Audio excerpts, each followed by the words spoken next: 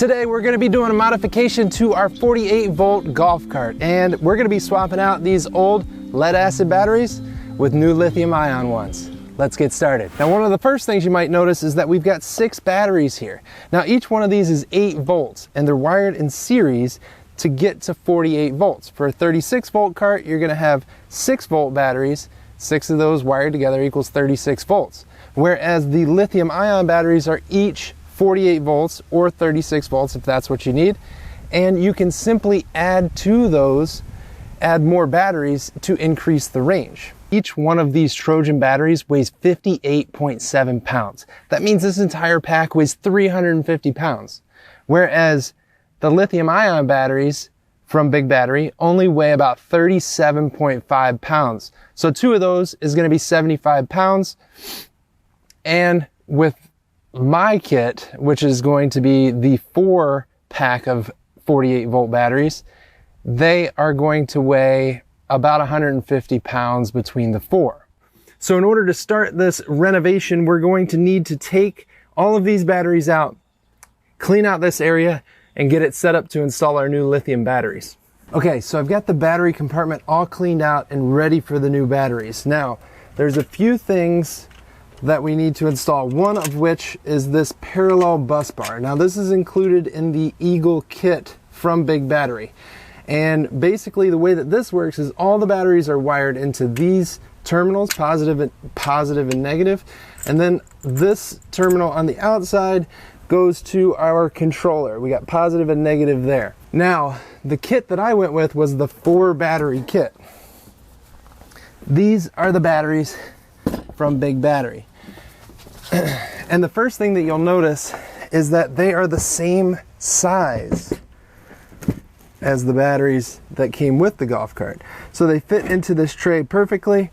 And then we've even got these little tabs that they sent, and there's a threaded insert down there. We can mount the battery to the bottom. That way it doesn't shift around while you're driving. Now, with those batteries come these cables. These cables have an Anderson plug on the end, so you simply plug those into the battery and then wire those to the parallel bus bar. I'm going to go ahead and get all 4 of these batteries in here, make sure I like where everything's at, and then mount this stuff in place. As you can see, there is a lot of extra space already now that we went from 6 down to 4 batteries. We've got some room for some cargo or whatever we need to haul on board here. Also, I do plan on installing my charger on board. That way I can just plug into any outlet wherever I do go.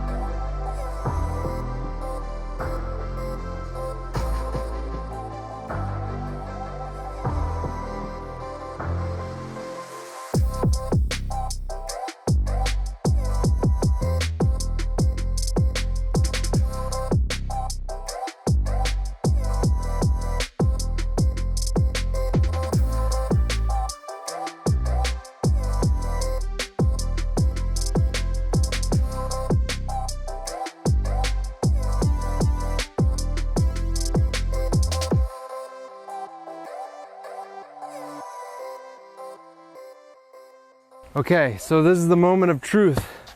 I've got all of my connections made. I still need to tidy up everything inside, but let's see if this thing works.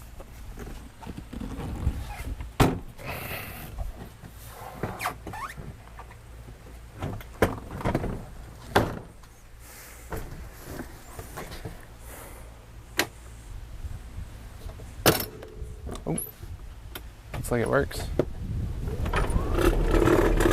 All right, I know this is a little difficult to see, but essentially we've got the 2 positives for this side coming up top here.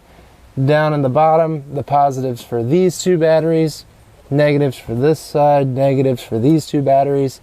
This is the negative that goes to the controller. Positive goes right here, that goes to the controller.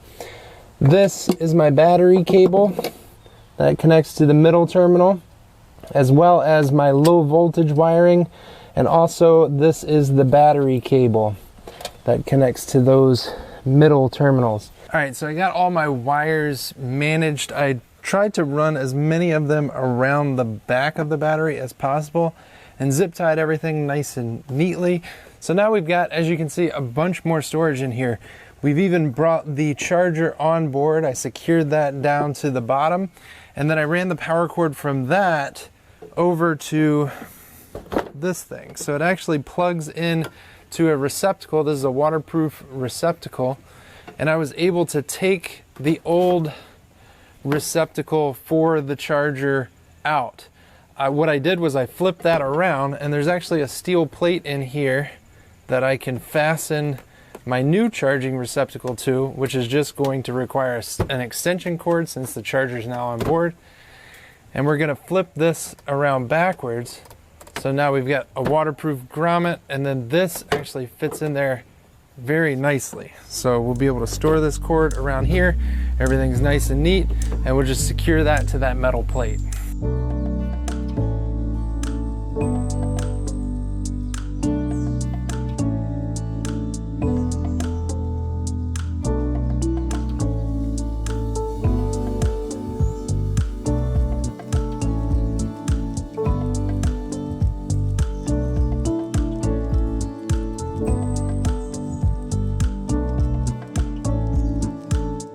All right, so I hope you guys enjoyed the video. I'm gonna go over everything else one more time for those of you that fast forwarded to the end. If you're impatient like me, I understand. So we've got a parallel bus panel here. Each battery is 48 volts itself. So by adding each battery to this panel, we're just increasing the range of the vehicle. We're able to reduce the weight by like 200 pounds. So essentially that's like carrying one less passenger every time you're taking this thing out. We've got plenty of storage space in here, enough to bring our charger on board. We swapped the old charger for just a standard outlet, a waterproof outlet that we can simply plug in with an extension cord. So you can charge this thing basically anywhere. You run out of juice, which really you probably won't, at a neighbor's house, you can plug it in with an extension cord, no problem. Now, 4 of these batteries, I haven't range tested it myself, and I didn't want to get into range testing something like this because there's a lot of different variables. If you've got a bigger controller, bigger motor, you're gonna suck out more of the juice from the batteries at a faster rate. I've got the stock controller. The other thing is payload. Are you traveling on grass or gravel or just riding along the roads? A lot of those things are those roads hilly, or are they flat? You know what I mean? So there's a lot of different variables that are gonna affect the range.